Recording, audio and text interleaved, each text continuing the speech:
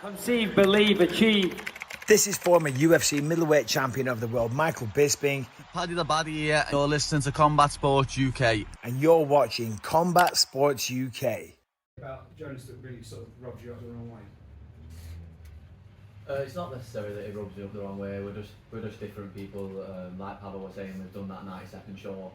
You can see the contrast in personalities that we are. So I guess that's it. You know what I mean? We're just different people, different fighters. So yeah, that's kind of it. I guess it's just a natural sort of clash if you look at us both. Like both fighting, both speaking. So yeah, like I said, the 90-second show's still out there. So if you want to know any more about it, you can go and give that a watch. It's been absolutely all over everywhere, hasn't it? So I guess all the information you guys are going to last week, you can go and have a look at that and you'll know the answer. Cheers. Press on as well. I'm going to ask you another one anyway, Jack. Compared to the other contenders and champions that you've faced over the course of your career, how do you think Jonas sort of ranks among those opponents you've had in the past, do you think? I think he's up there. I fought guys who I think could beat him, guys who I think he could beat. But yeah, he's a good fighter. You know what I'm saying? He's a good fighter. I just think I'm better. You know what I'm saying? And that's what it is, man. I'm fighting tomorrow, aren't I? So at the time of talking, realistically, we're weighed in, we're ready to go. Both turning up, both ready to put on a scrap for everyone tomorrow. So I can't wait for it, man. Let's go. Appreciate it, thank you. Question for Jonas. I'll flip the same question back to you. Where does Jack rank compared to the other fighters that you've faced so far in your career, and what do you make of him as a personality as well, building up to this? I just want to say sorry in advance because I got these hiccups, so I'm just going to be sounding like a fish on the ground right now. But he's up there. He said it there. I think it's the match to make. Like, I think it was always in the books that we were going to fight one day, and the day is tomorrow. So I'm very excited for it, and I want to fight the toughest guys. I was offered other fighters before I got offered Jack, but I know Jack comes to fight and he's not going to pull out of a fight, and that's what I want to test myself against. So yeah, he's going to be a good dance partner tomorrow. We're going to put it on. So couldn't be more happy than that. I want to prove myself I'm better than him. He thinks he's better than me. I know I'm better than him, and tomorrow we will see it. Great stuff. Given the global nature of MMA, fans from different cultures are watching all across Europe and the world. Is there a message that you'd like to send to the international fan base of your opponent? Tune in for this fight, because you have two guys who want to fight each other and who's coming to fight. And sometimes in this sport you don't see that. So it's going to be a good watch. I know personally I would watch this fight, like all the build up and everything. So yeah. Everybody tune in for this fight. It's gonna be a bang, 100% from start to finish. Stand up. Yeah. Maybe we're gonna start standing up. We'll see. Jack always goes for takedowns. He always goes for takedowns. So maybe he'll go for a takedown. Yeah, we'll see. I'll guess like who wants to fight where. But it'll be a stand-up fight for us. As long as we both decide, I guess. Until somebody kicks, and then you go for takedowns or something else. Yeah, maybe. Or I might just punch somebody if they try and take the feet off the floor. But maybe. We'll see, won't we? Like I said, I'm going in there with an MMA fight in mind. Obviously, we're all MMA guys up here. None of us, we're not all just boxers or wrestlers or whatever. We train everything. We put our lives into the sport, developing our skills and all that sort of shit. So I'm going in there to hit Jonas hard. I'm going in there to do maximum damage, and I'm going in there to win, like you said before. So yeah, I'm going in there to take the win, and that's what I'm planning on doing. By any means necessary, read into that what you will. But yeah, it's most likely going to be a striking fight. Okay, so sticking on Felipe Lima, Jonas, he said he'd like to fight Jack next because Jack likes to bang, and he also said that you were scared and don't actually like to be in the cage. So I'm scared. I don't like to be in the cage. Correct. That's why I'm so active. I really don't like this fighting thing. That's why I stay active. Even when I lose, I'm just coming in asking for a fight right away. So that's just delusional. But yeah, if he thinks that, he's going to be in for a surprise. I can't even hate the guy, man. Look how he's dressed really well. Never doubt me, you know. But yeah, I'm a bottom guy, but I'm also the top guy. It doesn't matter where the fight goes. I know where to take it, you know. So yeah, that's it. Okay, thank you. So I've got my two questions. This one's for Jack and Jonas. So the build up to this fight has been very intense. Is there anything left to say to one another before you get in there and fight tomorrow night? Whoever would like to go first. I think the things has been said, and now it's just time to go in and enjoy ourselves. Like, it's like that 90-second show you literally see in our lives every single day. And yeah, it was nice, but it was also a little bit of a bother sometimes. But I feel like it's a good way to show that the fighters are more than fighters. We are people as well, and because we can come out of a little bit of like animals, but things are said and the work is done, and now tomorrow it's gonna be settled. And that's the beauty thing about this sport. Like, that's what I like. That's I think most fighters like. We can talk all we want, but at the end of the day, we have to show up and do our things and back it up, and that's what I'm gonna do tomorrow. So yeah. Cheers, mate, and same to you, Jack. Yeah, nothing left to say. Nothing left to say. You've seen the 90-second show. You've seen all I had to say on it. We've had a face-to-face interview. We had a press conference. Blah blah blah blah. You've heard it all before, but we're going to have a scrap tomorrow, and that's it. Minute the best man wins. Matty, you've obviously got Matthew Bonner to focus on tomorrow night. Given his experience in this game to date, is this your toughest challenge? For sure, Matthew Bonner is a big challenge for me. He's a complete fighter. Like most of the fights, he's using his wrestling and grappling, but he has also quite good hands, like a little bit different style than the other guys. Like when I was like checking his fights, it's some stuff that I think I can like use in my game, and I think it will be very very tough fight for me. He's a good opponent, experienced opponent, and yeah, I'm excited about it. Okay, well, you two are playing far too nice. So, something you can both agree on, Felipe Lima. He has said, speaking of the 90 seconds, that he hopes you both knock each other out, and then he can fight you both on the same night. What are your responses to the champ? Not really how it works, is it? I guess that's what I'd say to Felipe Lima. But yeah, not the cleverest remark, is it? But yeah, like it's as much as I'm going in there to take Johnson to knock him out, I'll be mighty shocked if there's a double knockout guy, so I can't really be fucking promising that one. But yeah, like I'm saying, it's not really a really smart remark from Lima, but I think Jonas might agree with me on that one, but there we go. Yeah, that's what I've got to say. Yeah, he's not a very smart guy, but bless him, a cheating rat. Aaron, looking forward to seeing you get back in there tomorrow. Have you had any assurances? You mentioned April earlier on, but is that going to be against Elias Garcia? Because I know you've mentioned previously that you maybe think he's gone into hiding, he's not actually coming back to defend the belt. I do think he's gone into hiding. I feel like I said, if he really wanted to fight, he'd be here now. However, I do have maybe a little niggle of an inquiry that he might be here in April. Do I believe it? When that contract's signed, then I'll believe it. But I'll be there waiting for him 100%. All roads seem to be leading to here in Newcastle and potentially a championship rematch. You haven't got that championship rematch. How frustrating is it that you're not sitting up here knowing that you're going to be fighting for a belt again on Saturday? It was frustrating. I think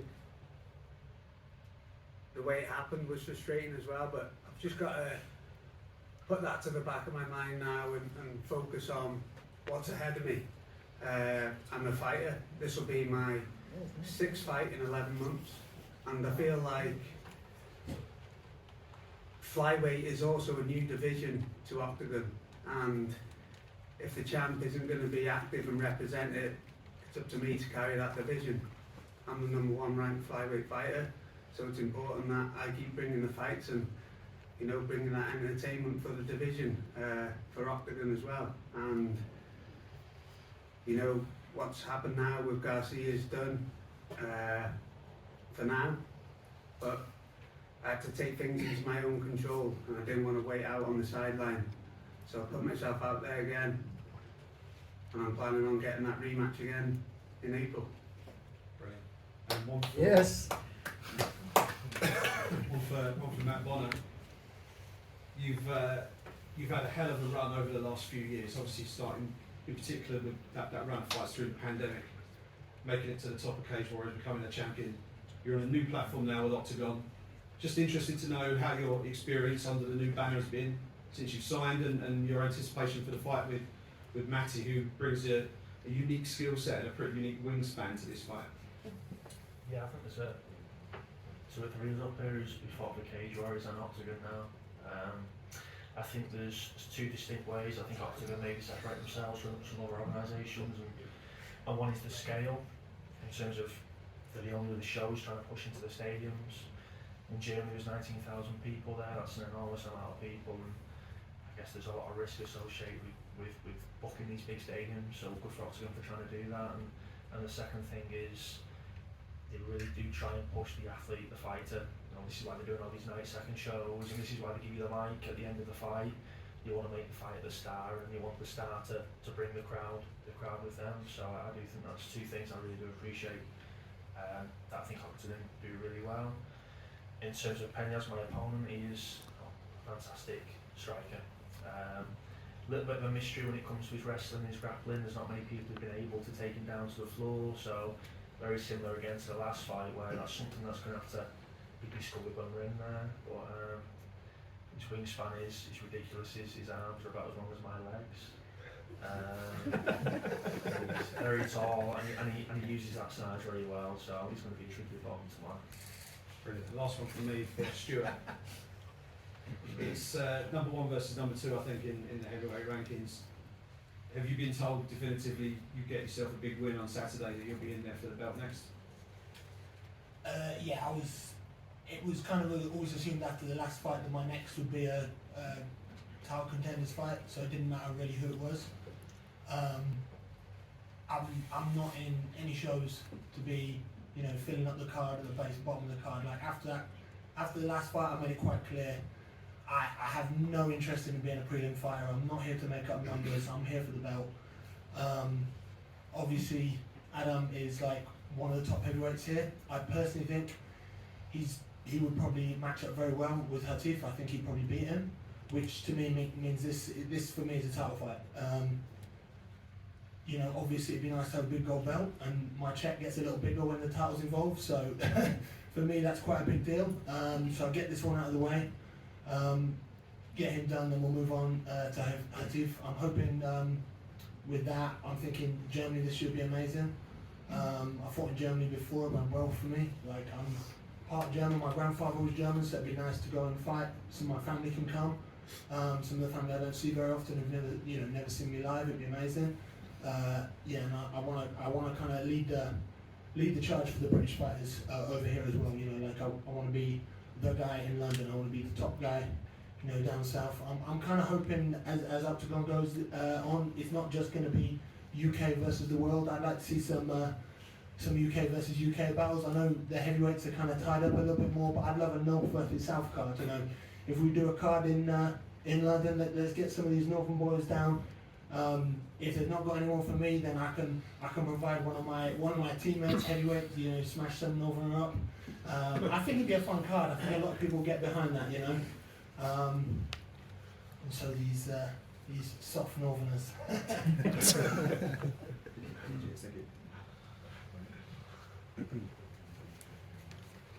So I've got a question for Aaron Avey.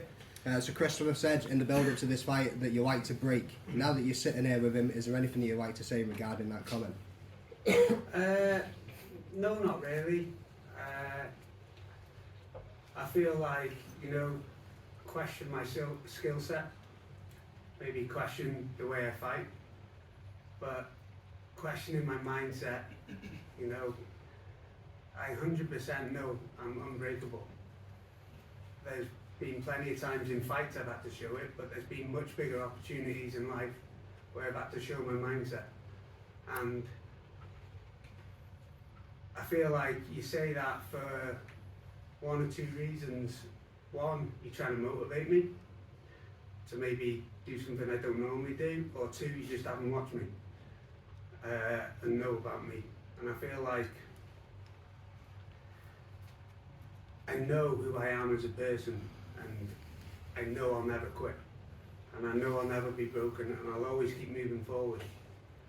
And for me, that's just in me, and it's always been in me. That's why I'm here today. And it just takes me back to maybe times growing up where people have told me, you know, you can't do that, your lungs won't be able to cope with it. You're going to go in the disabled group in PE. So has it motivated me? Yes. But do I have anything to say on it, like personally, other than that? No. And then Adam, obviously we've heard from Stuart earlier on. You've stopped eight opponents in your 9 victories to date. Do you think Stuart Austin will be able to handle the Polish power?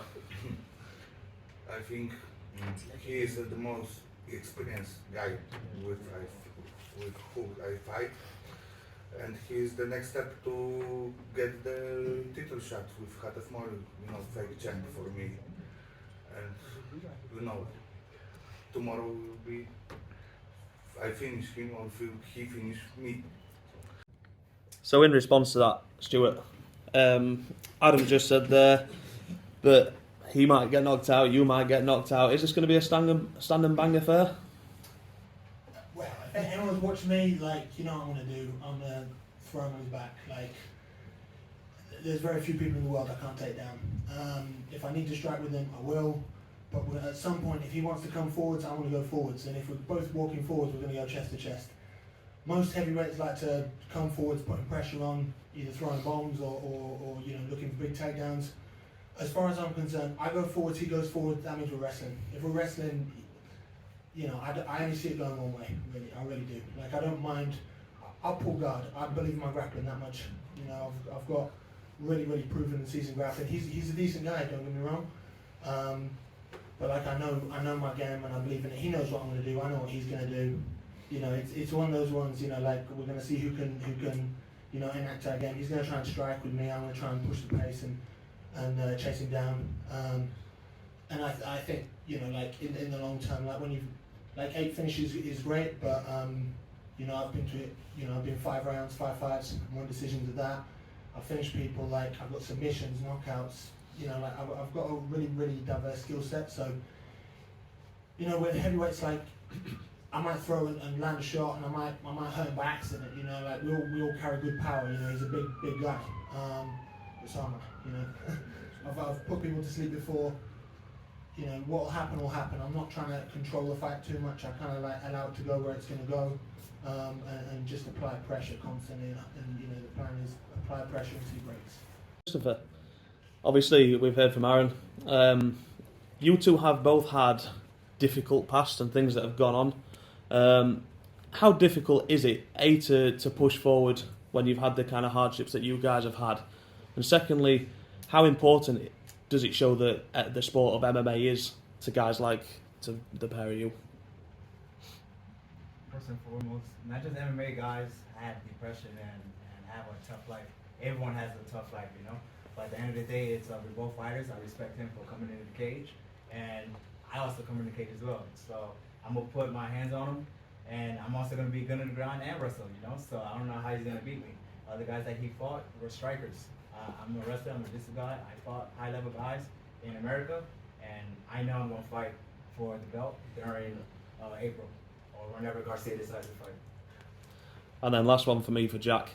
Jack, you've said there's nothing we can say about the fights. The 90 seconds has covered everything. There's no answers left, no stone left unturned.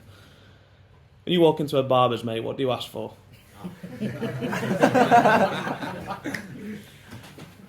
The local fucking chap off the estate, the ticket on the estate.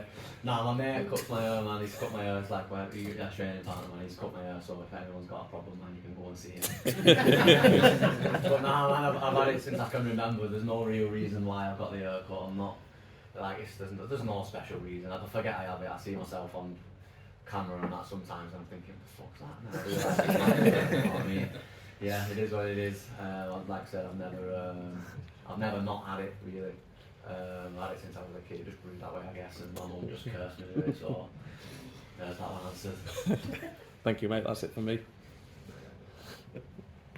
Just a question for Aaron. Aaron, another tough fight. Other fighters, and when you're in their corner, you're always training, you're always staying ready. Is there any specific training that you've had to do for Christopher's style? Or is it you've been active this last 11 months, you're always ready, you're just going to go into it and see what the fight takes you? I'm one of those guys who's always in the gym. You know, I've been in this sport a very long time now. I know my style. I know what I do well. And if you probably come and watch a lot of my training, it's just basics. Done to a good level, time and time again. I'll have a week off after a fight and then I'm back in the gym. Just working on my craft, just making it a little bit better. So I haven't really had to change anything I've had to do for Chris or anyone else really. It's just focusing on making my style better all the time and then let's see if he can stop it. Aaron's not from Newcastle, but the whole country supports him and backs him really. Have you factored in terms of any nerves that you're going to feel in the fight coming into this one on Saturday? Not at all, because all the questions is going straight to him saying he's going to fight for the title against Garcia. So you guys are already saying I'm the underdog and I'm going to lose. So at the end of the day, I already know I have nothing that's going to stop me from beating him up and then calling out Garcia. Garcia, I don't think he wants to fight, but we'll find someone else. Even if I have to fight him twice, I'll do it again. But at the end of the day, I'm the underdog. All my fights, when I fought for other promotions in the US, I was always the underdog. I kept getting booed, I got spit at, I got cursed at, and at the end, they're all quiet. So I can't wait, and no nerves at all. Out of Manchester top team, also back at home as well. It seems this camp you've spent most of your time back at home. Jack has said previously he's trained with a lot of your training partners as well. Is that being the reason that you've maybe done a lot of your training camp back at home so that you can keep your training a secret, or what's been the reason for that? Not at all. It's just very, very cold in these northern gyms in the winter. I like my toes, so that's been the reason. Like I feel like I have a very good, solid team in Holland now, and we have good guys who can push me everywhere. So it was just the right way. I didn't want to get injured for this fight, so I did some of my camp here, and I did the rest of the camp in Holland, and I felt like it was the perfect mix. So that's the reason. And the cold goes in there as well. It's so cold in these gyms, so yeah, but that's the reason. KO in his last fight. Did that obviously factor into how you prepared for this fight, and did that alter the decision to take this fight as well? I think I knew based off, I knew there was going to be rumours of me fighting Peñas, possibly. There was kind of a rumbling that we were going to fight even before the Seattle Kipper fight. I knew the outcome of what that fight was going to be. I knew it was going to be a quick finish, so I wasn't sitting there going, oh my god, what have I done? He's calling me out. I figured the level between the two was quite vast, and Peñas did what I thought Peñas was going to do. In terms of training, it's always gives you that little bit more drive when you're against someone who's such a good operator. You know, it's one thing fighting a wrestler who's going to pin you down, frustrate you. It's another thing finding someone who's going to put your lights out, so it's very motivating to get in. Maybe you do that extra run, maybe you spar a little bit harder. So I think although keep you in these really, really good guys, it does make you a much better fighter at the end of the day. And Octagon Underground. It's some kind of past project what we did in Czech and German Republic, and we will bring them also here. So it's some project with Project X was a project with unknown people which start fighting in a short amount of time and they become stars somehow. Should say a little bit details, just very details, short. details. But this is interesting. Like it was a guy who had said that he will lose 50 kilos in 9 months. Holy shit. Something like that. It was a rich millionaire, and he said, "I will lose 50 kilos and fight in MMA." And we were like covering every weekly his whole process, how he cut the skin, everything. And he said, if I will not step in the cage, I will set my Mercedes G on fire. like a punishment for myself. So it was super interesting. He was fighting against a crazy barber, so that was a lot of fun. But it shows like how two crazy people become disciplined, and it shows the beauty of the sport. So it works very well. One more question for you guys. Obviously, the lessons that you've taken from Manchester, what are you going to transfer that to Newcastle? What are we going to see different this time?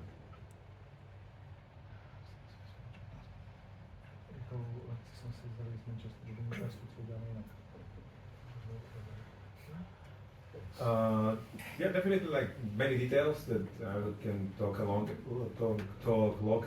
about them, but mostly to be more focused. Like for example, now we are mostly focused on the main event, so we understand we have short amount of time. We have two super interesting fighters. It's a big fight. It's for the #1 bantamweight in UK. So, and the king of the Manchester, how we call it. So that's why we make it focus on one thing, so it was easier for fans to attach to it, and for media, for everyone. That was one of the main things, I would say, and many others like I described before at the beginning. One last one, sorry, from the promoter standpoint, what is the situation on Elias Garcia?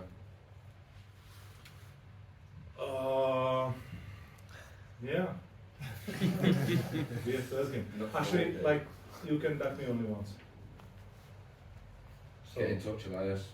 So he's got his chance. He's not here, so it's for the first and last time. Next time you are another champion. Thank you. Yeah.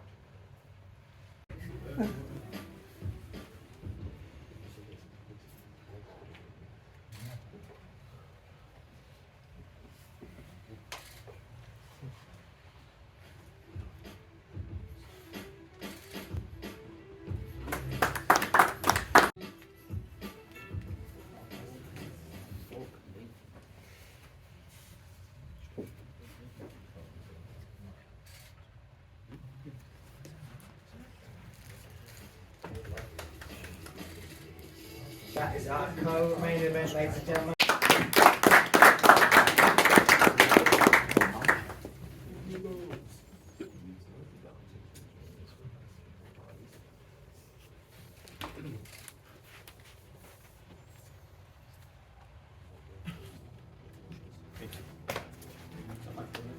At Ticketmaster.com or watch live on OKTAGON.tv, Channel 4 or The Zone.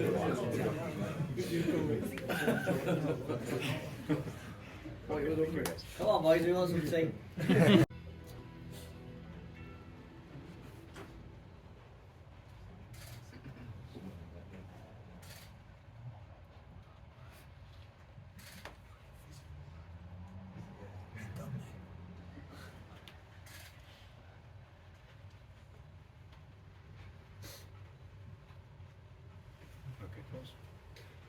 That is our main event of the evening tomorrow night, the Utility Arena. Finally, the score will be settled.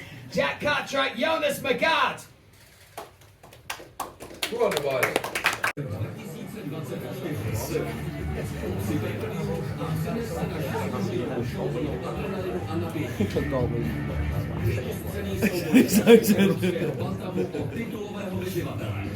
Po měsících slovních přestřelek se bývalý dvojnásobný šampion OKTAGONu Jonas Magard nachází v nejnebezpečnějších mužů je nepořízený s dvojnásobným šampionem Cage Warriors.